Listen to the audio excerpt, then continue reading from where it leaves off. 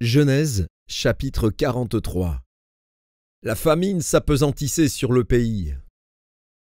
Quand ils eurent fini de manger le blé qu'ils avaient apporté d'Égypte, Jacob dit à ses fils, « Retournez, achetez-nous un peu de vivres. » Juda lui répondit, « Cet homme nous a fait cette déclaration formelle.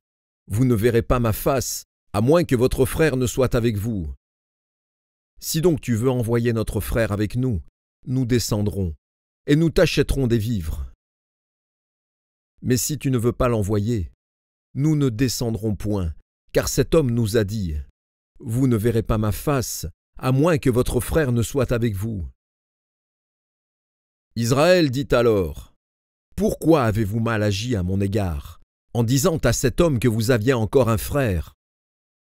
Ils répondirent, « Cet homme nous a interrogés sur nous et sur notre famille, en disant, « Votre père vit-il encore? Avez-vous un frère ?» Et nous avons répondu à ces questions.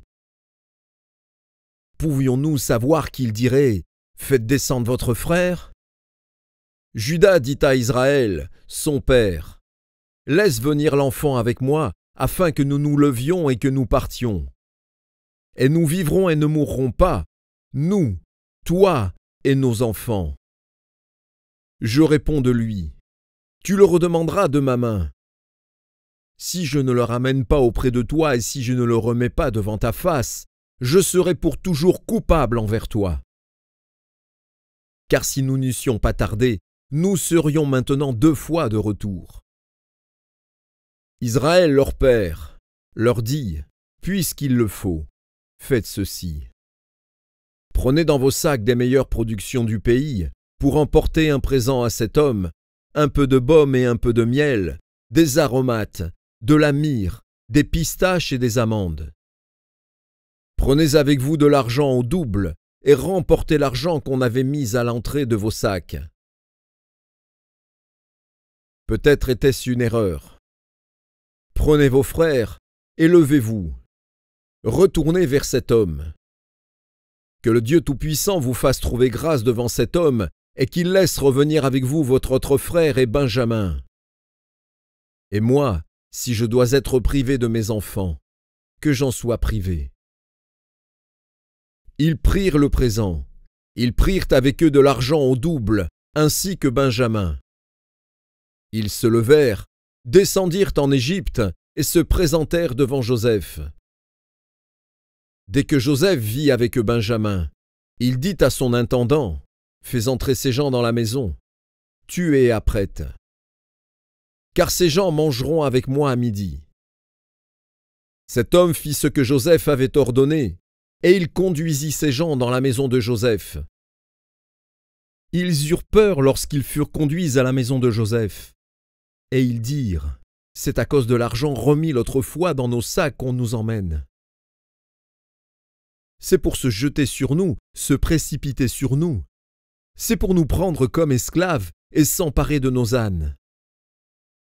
Ils s'approchèrent de l'intendant de la maison de Joseph et lui adressèrent la parole à l'entrée de la maison. Ils dirent, « Pardon, mon Seigneur, nous sommes déjà descendus une fois pour acheter des vivres. Puis, quand nous arrivâmes, au lieu où nous devions passer la nuit, nous avons ouvert nos sacs.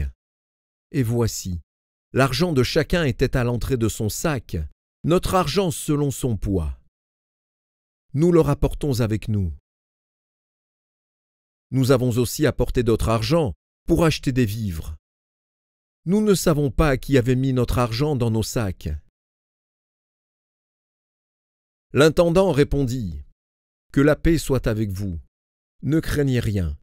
C'est votre Dieu, le Dieu de votre Père, qui vous a donné un trésor dans vos sacs. Votre argent m'est parvenu. » Et il leur amena Siméon. Cet homme les fit entrer dans la maison de Joseph. Il leur donna de l'eau et ils se lavèrent les pieds.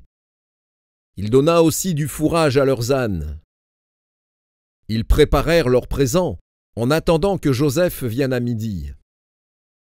Car on les avait informés qu'il mangerait chez lui. Quand Joseph fut arrivé à la maison, ils lui offrirent le présent qu'ils avaient apporté et ils se prosternèrent à terre devant lui. Il leur demanda comment ils se portaient, et il dit, « Votre vieux père, dont vous avez parlé, est-il en bonne santé? Vit-il encore ?» Ils répondirent, « Ton serviteur, notre père, est en bonne santé. Il vit encore. » Et ils s'inclinèrent et se prosternèrent. Joseph leva les yeux et, jetant un regard sur Benjamin, son frère, fils de sa mère, il dit, « Est-ce là votre jeune frère, dont vous m'avez parlé ?» Et il ajouta, « Dieu te fasse miséricorde, mon fils. » Ses entrailles étaient émues pour son frère, et il avait besoin de pleurer. Il entra précipitamment dans une chambre, et il pleura. Après s'être lavé le visage, il en sortit, et, faisant des efforts pour se contenir, il dit, « Servez à manger. » On servit Joseph à part et ses frères à part. Les Égyptiens qui mangeaient avec lui furent aussi servis à part, car les Égyptiens ne pouvaient pas manger avec les Hébreux, parce que c'est à leurs yeux une abomination. Les frères de Joseph s'assirent en sa présence, le premier-né selon son droit d'aînesse et le plus jeune selon son âge. Et ils se regardaient les uns les autres avec étonnement. Joseph leur fit porter des mets qui étaient devant lui, et Benjamin en eut 5 fois plus que les autres. Ils burent et s'égayèrent avec lui.